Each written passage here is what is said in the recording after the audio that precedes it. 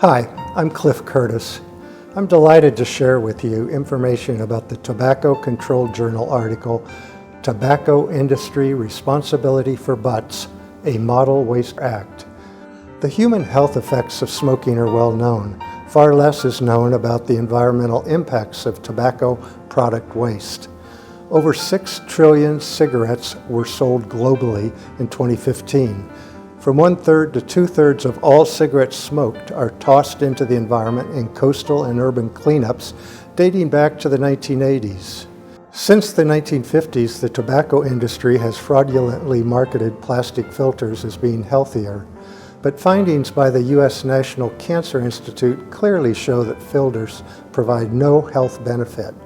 Instead, they are the primary component of discarded toxic cigarette butts.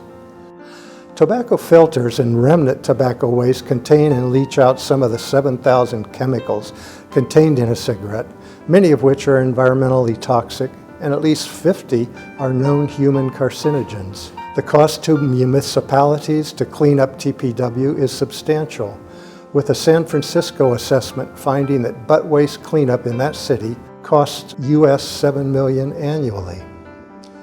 Extended producer responsibility-based laws have been enacted in more than 20 U.S. states, requiring manufacturers of products containing toxic or unsustainable materials to take responsibility for their management products.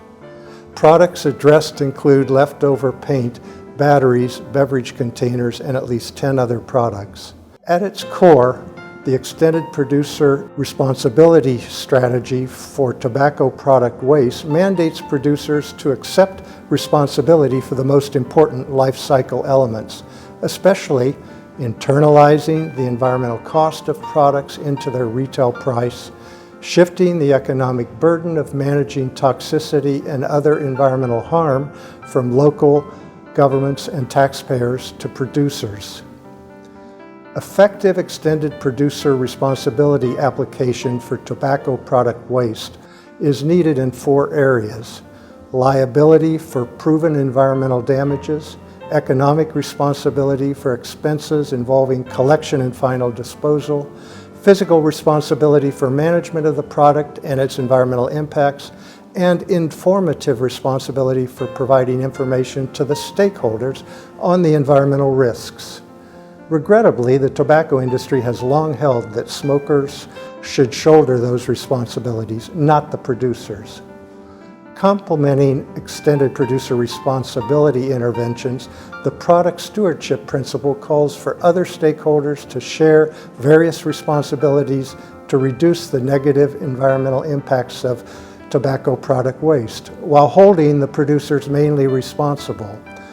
The journal article provides a good summary of the model law provisions and a variety of other actions to address environmental impacts, including bans on smoking in targeted areas, waste collection and disposal services, government oversight, filter bans, and other initiatives. While strategies to reduce smoking and mitigate tobacco product waste may vary, they share 2 core goals.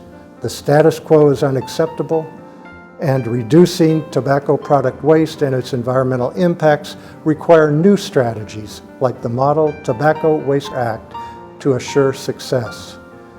Thanks very much, and we look forward to your reading the article and Model Law Annex.